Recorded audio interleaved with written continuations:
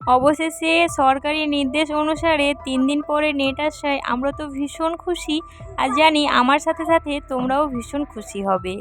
তো আজকে first time video upload দিতে পারবো নেট আসার পরে। আগে যে ভিডিওটা আপলোড করেছি সেটা নেট আসার আগে আমার এডিট করা ছিল। Audio jungle.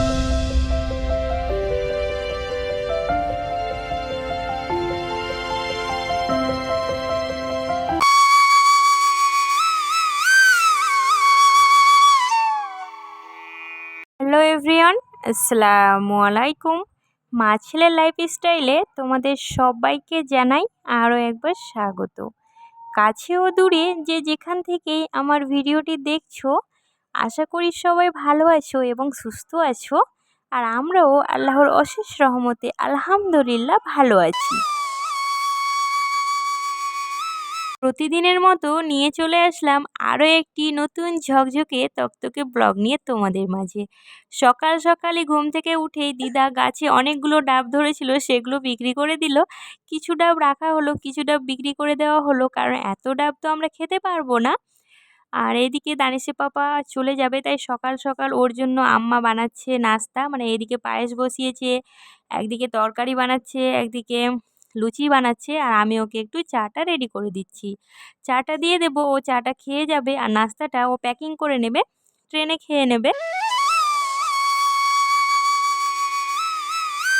এদিকে আম্মা আরও লুচি বানাচ্ছে, কারণ তাড়াহুড়ো করে জামাইয়ের জন্য কিছুটা লুচি বানিয়ে দিয়েছে, সেগুলোকে আমি প্যাকিং করে দিয়েছি। যেদিন দানিশের পাপার যাওয়ার থাকে সেদিন খুব তাড়াহুড়ো হয়ে যায়, কারণ আমি প্রত্যেকদিন চেষ্টা করি নাস্তাটা প্যাকিং করে দিতে। তো এদিকে দানিশের পাপার জন্য কিছু নারিকেল ছেলা হচ্ছিল।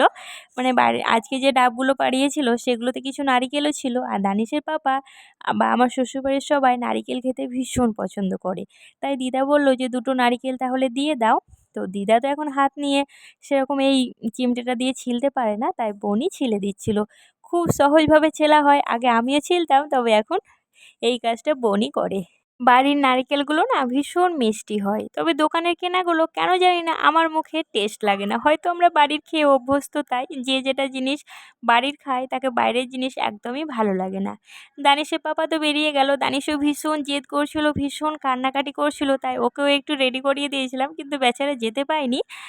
তারপরে এখানে আমরা সবাই মিলে খাওয়া দাওয়া করতে বসে গিয়েছি। এগুলো কি নিয়ে যাচ্ছ আইহান? চিংড়ি মাছ নিয়ে যাচ্ছ? কে নিয়ে এসছে চিংড়ি মাছগুলো? আজকে আব্বু বাজার করেছিল কুচু চিংড়ি। এই চিংড়িগুলো কচু দিয়ে খেতে ভীষণ ভালো লাগে, আর বরাবরই ছোট মাছ জাতীয় জিনিসগুলো আমার দিদাই বেছে দেন। দানিশদেরকে স্নান করিয়ে দিয়েছিলাম, রাস্তায় দেখছিলাম যে একটা খাজা বিক্রি করে বেড়াচ্ছিল। এই খাজাগুলো অনেকে খেয়েছে কি জানি না, গুড়েরও হয় আবার চিনিরও হয়। তো আমাদেরকে খেতে ভীষণ ভালো লাগে, তবে সেগুলো কিন্তু আমরা পয়সা দিয়ে খাই না, পাট দিয়ে খাই। আমাদের তো ভীষণ পাট চাষ হয়, তারই মধ্যে কিছু অংশ রেখে দিই এইগুলো খাওয়ার জন্য। পয়সা দিয়ে কিনে খেতেই পারি আমরা, তবে কিন্তু এই পাট দিয়ে খেলে মনে হয় যেন ছেলেবেলায় আমরা ফিরে গিয়েছি। তো দানিশ আর আইহানকে এই প্রথমবার আমি এটা খাওয়াচ্ছি, কারণ এটা পাটের সিজনেই পাওয়া যায়, অন্য সময় পাওয়া যায় না, আর সেই সময় আমরা ছিলাম না। তো ওরা তো ভীষণ এক্সাইটেড এটা খাওয়ার জন্য, কারণ নতুন যে কোনো জিনিসই দেখবে আমরাও ভীষণ এক্সাইটেড হয়ে থাকি। তো দানিশ ভীষণ মজা করে খাচ্ছিল, ওকে জিজ্ঞেস করছিলাম, ও বলছিল ভীষণ ভালো লাগছে। এদিকে আইহানকে জিজ্ঞেস করলাম, ও বলল ভীষণ ভালো লাগছে আন্টি। চলো এবার তো রান্না বান্না হয়ে গিয়েছে, এবার জাস্ট খেতে বসবো। তো তোমাদের সঙ্গে আজকে কি কি রান্না হয়েছে সেটাই শেয়ার করে দিই। আজকে রান্না হয়েছে ঘন করে মসুর ডাল, আর কুচো চিংড়ি দিয়ে কচু, আর এদিকে আলু বেগুনের তরকারি, আর ছিল পুঁই শাকের ডাঁটা দিয়ে চিংড়ি মাছ। কচু চিংড়ি দিয়ে এই কচুর আইটেমটা ভীষণ ভালো লাগে, আমার বাড়ির সবারই ভীষণ পছন্দ, তাই রান্না করেছে। তো দানিশ আইহানও বেশ জমিয়ে খাচ্ছে।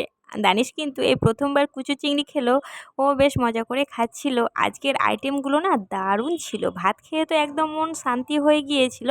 আজকে দানিশ আর আইহান ভীষণ বিরক্ত করছিল, বলছিল মাম্মি পার্ক যাব পার্ক যাব। তো পার্ক তো নিয়ে যেতেই হবে, আর আমাদের বাড়ি থেকে মোটামুটি 20 মিনিটের দূরত্বেই একটা পার্ক আছে, ধুলিয়ান পার্ক। জানি না সবাই নাম শুনেছি কিনা, যারা আমাদের দিকের তারা তো সবাই চেনবে। আর চলে এসেছিলাম পার্কের উদ্দেশ্যে। তো প্রথমে আমরা ঢুকেছিলাম একটা মেলাতে। এই যে বাড়িটা দেখতে পেলে, এটা হচ্ছে বাবুর বাড়ি। তাই এখানে যে মেলাটা বসে সেটাকে বলা হয় বাবুর বাড়ির মেলা। এখানে আমরা প্রায় অনেকবারই এসেছি ছোটোবেলায়, তবে এখন বড় হয়ে এই প্রথমবার এলাম।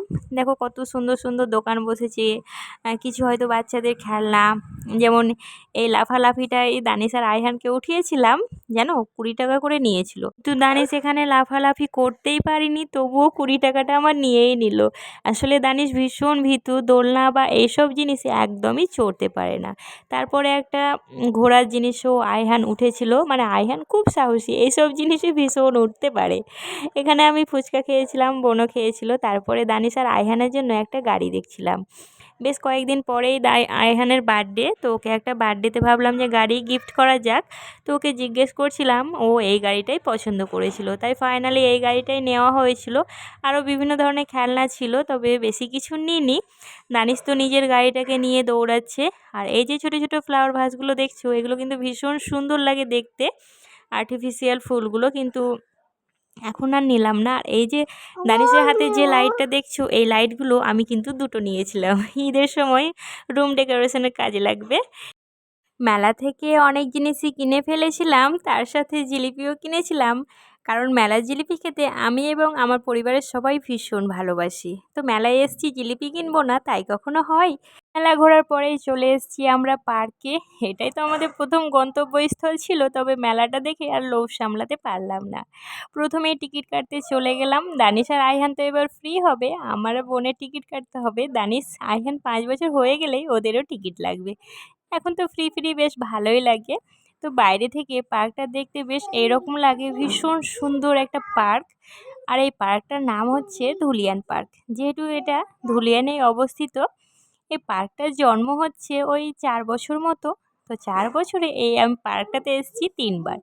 প্রথমবার এসেছিলাম বরের সঙ্গে, তখন প্রথম প্রথম বিয়ে হয়েছিল আমার। আর দ্বিতীয়বার এসেছিলাম আমরা 3 বোনেই, আর এবার আমি আর বোন এসেছি।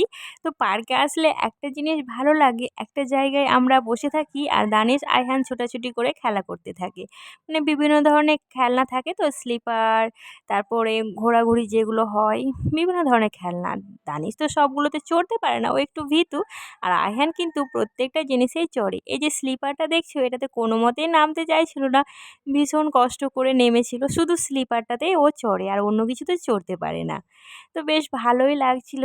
তা আমার ভিডিওটা দেখতে দেখতে এই পর্যন্ত যদি তোমাদের কোনো অংশ একটুও ভালো লেগে থাকে, তাহলে প্লিজ একটা লাইক করো, কারণ তোমাদের একটা লাইকই পারে আমাকে আরও বেশ কিছু সংখ্যক মানুষের কাছে পৌঁছে দিতে। দেখো আমরা দোলনায় চড়েছিলাম 2 বোনে, কোনো কিছুতে তো চড়া হয়নি, দোলনাটাই চড়েছিলাম। এদিকে আয়হান এই সেই হাঁসের মুখগুলোতে উঠেছিল, বেশ ভালো লাগছিল। আর মোটামুটি এখানে না 1 থেকে 1.5 ঘন্টা কাটিয়েছিলাম। তোমাদের যদি মনে হয় যে একটা সুন্দর কমেন্ট করা যায়, তাহলে অবশ্যই করো, কারণ তোমাদের একটা সুন্দর কমেন্টই আমাকে পরবর্তী ভিডিও বানাতে অনেক মোটিভেট করে। আর চ্যানেলটিকে সাবস্ক্রাইব করে রাখতে পারিও, আর পাশে থাকা বেল আইকনটিও অল করে রাখতে পারিও, কারণ যখনই কোনো ভিডিও আপলোড করব সঙ্গে সঙ্গে নোটিফিকেশান তোমাদের কাছে পৌঁছে যাবে। আর তোমরা যখন ফ্রি সময় পাবে আমার ভিডিওগুলো দেখে নিতে পারবে।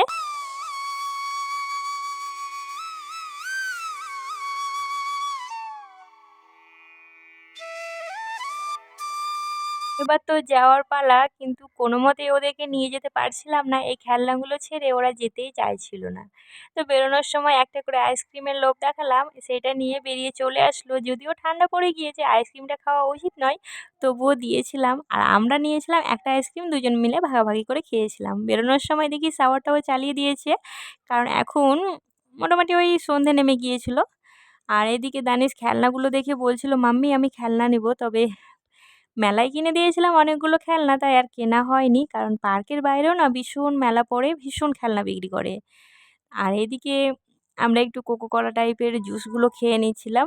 দানিশ আয়হান প্রথমে বুঝতে পারেনি, পরে বুঝতে পারলো, তখন আর এগুলো খায়নি, কারণ ওরা শুধু ফ্রুটিটাই খেতে পারে। এদিকে চলে এসেছিলাম খাবারের দোকানে, প্রথমে ফুচকা খেয়েছিলাম, তারপর কিন্তু এগরোল খেয়েছিলাম। দুটো এগরোল নিয়েছিলাম, আমরা দুজনে দাঁড়িয়ে দাঁড়িয়ে খেয়েছিলাম, কারণ এগরোল দাঁড়িয়ে না খেলে একদম মজা পাওয়া যায় না। আর বাড়ির জন্য কিছু প্যাক করে নিয়েছিলাম। তো আজকের ভিডিওটা এখানেই শেষ করলাম, সবাই ভালো থাকবেন, আল্লাহ হাফেজ।